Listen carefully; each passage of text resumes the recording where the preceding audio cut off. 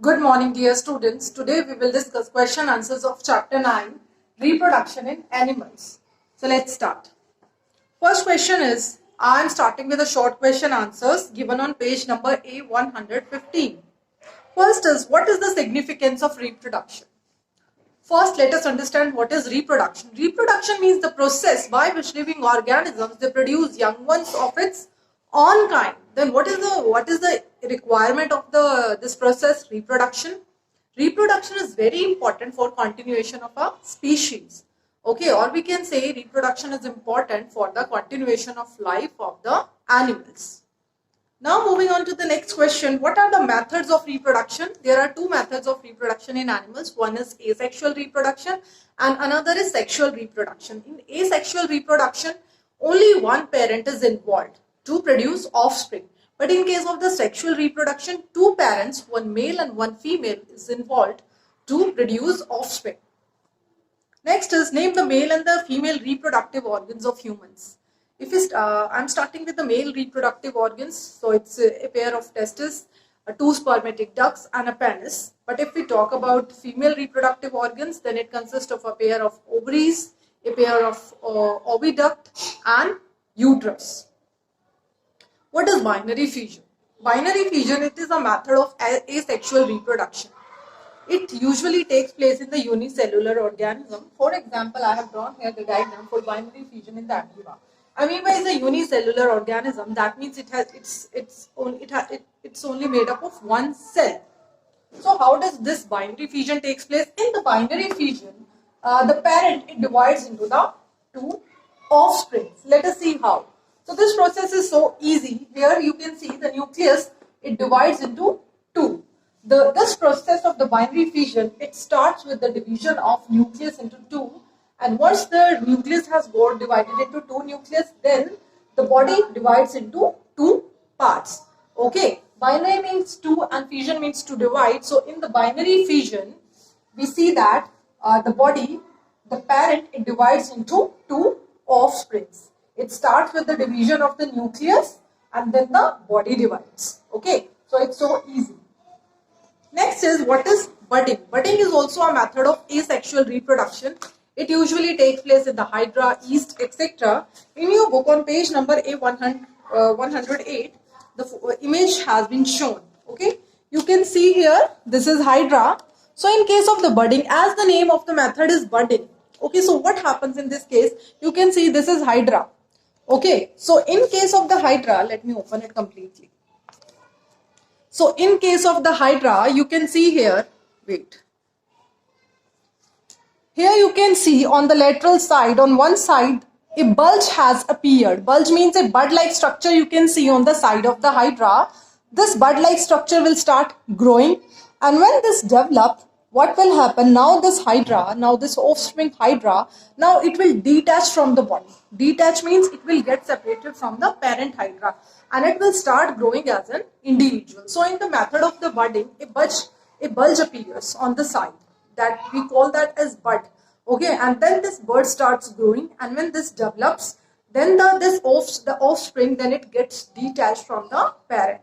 And like we saw in case of the hydra, the offspring hydra, now after detaching from the parent hydra, now it will start growing as an individual.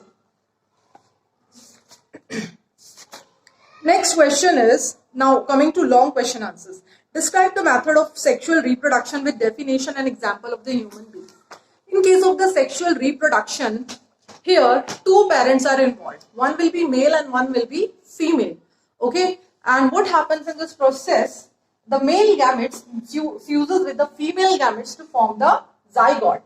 In case of the humans, this male gamete, it is known as, the male gamete, it is known as sperm, and the female gamete is ovum. So what happens? The male gametes fuses with the female gamete to form the zygote. Okay, and the male gametes, these are known as sperm, and female gamete is known as ovum. The male gametes, they are produced in the male body, and the female gametes, they are produced in the female body. So the testis in the human being, in the males, testis in the males produces millions of sperms. The sperms, they enter into the fallopian tube via penis, and the when the sperms they enter into the fallopian tube, only one of the sperm gets the chance to fuse with the ovum. And when this fusing of the sperm with the ovum it takes place, it is known as fertilization. Okay. So it is the first step of the reproduction. So the fusion of the sperm with the ovum in the fallopian tube, this is known as the fertilization. It is known as fertilization, and the fusion of the sperm and the ovum, it leads to formation of a zygote.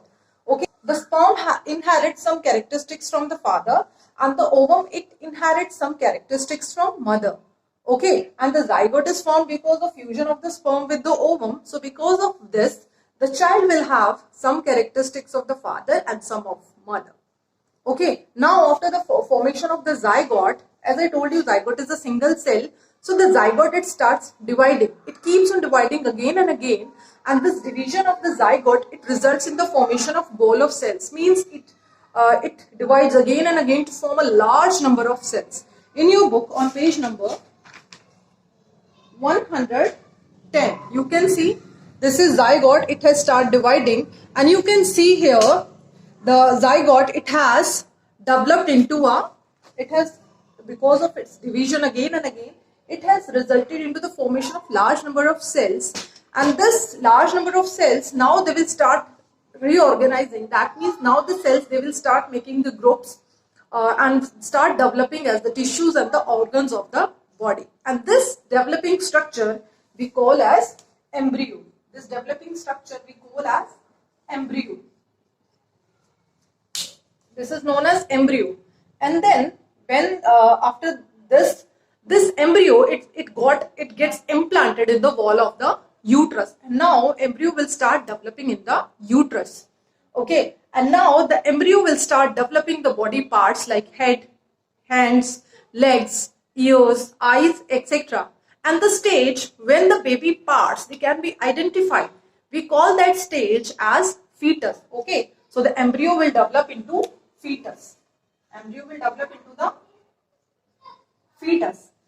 And when the development of the fetus, it will be there in uterus only. Okay, and when the fetus development will be complete, the mother gives birth to the baby. So this was all about the sexual reproduction in the human beings. Okay, now coming to the next question. What is metamorphosis? I will discuss it later on. First, third question I am taking, what is fertilization, and explain it with the example of the human being. Just now I have explained. And the question number 5, explain the development of zygote to the fetus. Just now I have explained this. So these 3 questions I have covered in one only. Next is, what is metamorphosis? Give one example. Metamorphosis means it is a process in which the larva, it transforms into the adult through the different stages of the drastic changes. Let's make the definition simple. See in your book on page number 112. You can see here the life cycle of frog has been shown. Life cycle of frog has been shown here. So the eggs of the frogs, they hatch to form tadpole. Okay, this is the tadpole. Tadpole is the young one of frog. Okay, so the frog's egg, they hatch to form tadpole. You can see this tadpole, it is looking so different from the adult frog. Can you imagine that this tadpole is one day, it is going to be an adult frog? You can see they are looking so different. Okay, so here, after few days, the tadpole will grow into the tadpole with legs. Then it will grow into the young frog, and finally it will grow into an adult frog. And now this adult frog, it is capable of jumping, swimming, and it has become reproductively mature. Okay, so here you can see there is transformation of this larva, this tadpole. It is also known as the tadpole larva. So you can see the transformation of the tadpole larva into the adult. It is passing through the different stages of the drastic changes. You can see there are changes at every step. Okay, so this process is known as the metamorphosis. It will be more clear when I will take the other example. In case of the human being, okay, at the time of the birth, the baby structure, it is similar to at the time when the baby will become an adult. At the time also, the structure of that adult will be similar to the structure of the baby.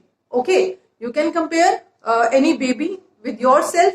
Okay, the basic structure is same. Definitely when the baby will grow into adult, There will be some changes, okay, like increase in height, weight, etc. But the body structure, the basic body structure is same. The baby also has two hands, two legs, okay. So the basic structure is same. But if we coming back to the life cycle of the frog, you can see here the tadpole larva, it is looking so different from the adult frog. So this is the metamorphosis, the process in which the larva, it develops into the adult through the different stages of the drastic changes. There are drastic changes. You can see how the adult frog is, it is so different from the tadpole. Okay.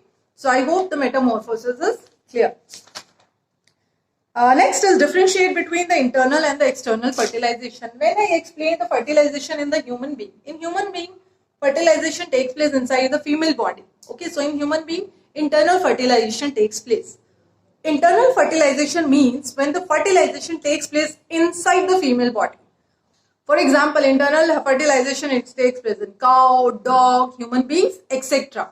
If we come to the external fertilization, so the fertilization which takes place outside the female body, we call it external fertilization. For example, this external fertilization, it takes place in the frogs and some aquatic animals. Now, next is hot questions. How is an ovum different from a zygote? Ovum, you can see this is the female gamete, so it has the characteristics of the mother. But the zygote is formed after the fusion of the sperm and the ovum. So zygote, it has the characteristics of the both father and mother. How can technique cloning be useful for mankind? Cloning is a technique by which exact copy of an organism can be produced. Okay, so the cloning, it is useful for mankind because with the help of this technique cloning, such type of cows and buffaloes can be cloned, which give large quantity of milk, and it can be used to clone sheep, clone such sheep which gives very large quantity of wool. Okay, so the cloning process, it is useful for mankind. So here discussion of the question answers is complete. Thank you.